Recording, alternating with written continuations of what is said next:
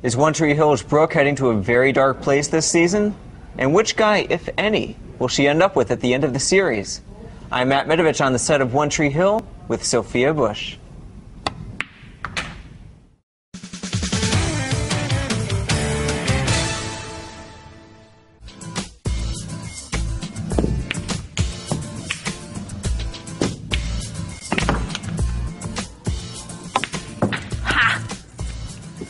No, I'm not going to take your money. I'm not going to take your money. Were you doing an interview? Yes. All right. How did the whole 5-year flash forward thing work for you last season? It was great. You know, it really reinvigorated our show. We had done so much in 4 years, and especially at this point, this day and age, if you will, there's no way that 7 kids from their small hometown are going to go to the same college. Right. It never happens. You know, we'd all be across the country and talking via text and iChat all day. So we wanted to bring everyone home, but obviously not try to sell the cheese of we're all going to go to Tree Hill Community College together. So it was very exciting because it gave us so much time that we didn't have to showcase, that we could all build our own individual issues. Mm-hmm.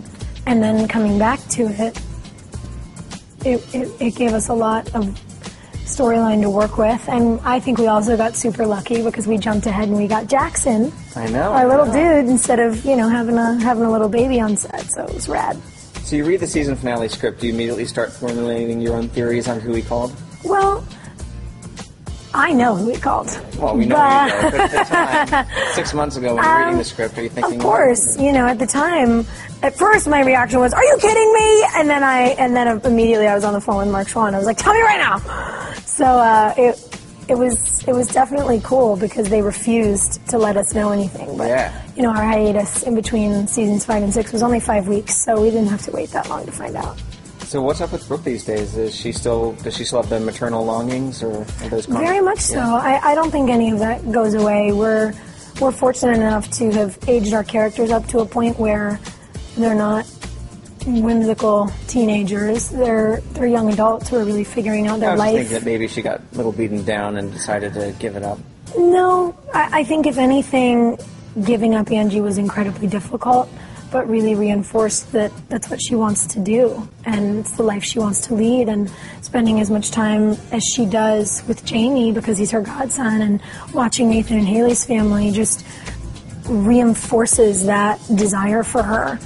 Brooke grew up with such a cold, distant mom, and she knows that she wants to be such a different mother than that. Right. So she's still very much wants that life. How dark of a place is she in this season? We all go to some pretty dark places this season. I think it will really excite people. I think it will be incredibly emotional for people. It's been very emotional for all of us. But it's great because when you get the chance to really delve into things that are real and that aren't always sunshiny. They're not giving you the typical, young adult angst that other shows play. Because we've done it. You know, we did it for 4 years and it was great. And of course, we're still dealing with problems. We're still dealing with our issues. People laugh at Brooke's issues and go, okay, your mommy didn't love you, but you're 22 and you have a multi-million-dollar company. Like, is your life really that bad? And you have the opportunity, I have the opportunity in my character to say, yeah, it is. All of that is great, but it's an old adage. Money can't buy happiness. Money can't buy love. I have some reader questions for you. Okay. I'm going to set this on down. Okay. Looks like we're not going to get back to our game anytime soon. No. Okay. Bernice actually brings up a good point. She recalls that in season 1, Brooke said to Lucas, how many times in your life do you get a moment where you get to say, that's when it all changed for me? And Bernice wants to know, has there been a moment in your life where you said to yourself, it's all changed for me? Wow. I think there's a lot of moments in your life that way if you choose to be aware. Mm-hmm. I think one of the greatest gifts of getting older is that you learn the difference between being self-conscious and being self-aware. And I pride myself on being a very aware person. And for me, if I'm not evolving every day or growing a little every day or learning something about myself or one of my friends or people, then I feel like I'm failing. So there have been many of those days at different points in my life where I've thought, okay, I'm different now. KJ asks, who would you like to see Brooke end up with at the end of the series? Oh, that's so hard. I don't think Brooke will have the typical fairy tale. And maybe that's just me. But I think she grew up watching what was supposed to be this perfect family, you know, her wealthy businessman father and her beautiful mother with this perfect little girl.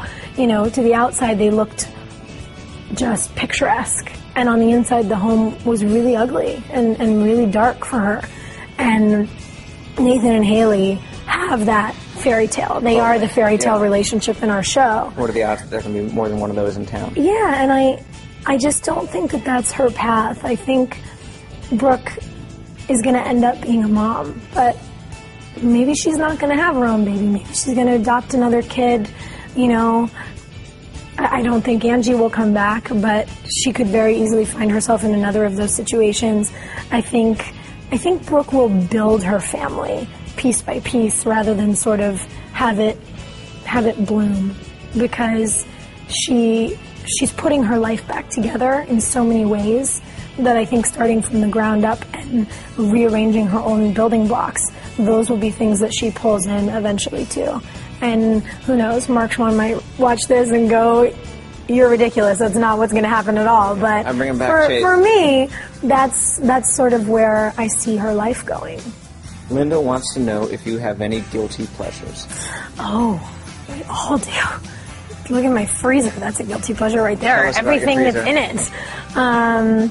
My biggest guilty pleasure in Wilmington, though, would have to be Kilwins.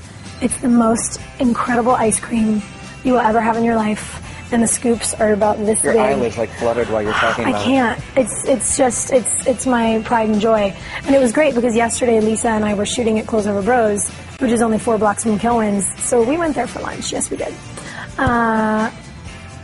TV, any guilty pleasure yes, TV? I have different kinds of guilty pleasure TV. I have my really geeky guilty pleasure TV, like Mythbusters and Shark Week and anything on the Discovery Channel and Man vs. Wild that I love. I'm also a big Deadliest Catch fan. But then, if ever I'm flipping through the channels and an episode of The Girls Next Door is on it, I have to watch it. And it's ridiculous, and it's totally mindless television, and I love every second of it. And I'm fascinated by them and their humor and the whole thing. It's like another planet to me, and I think it's amazing.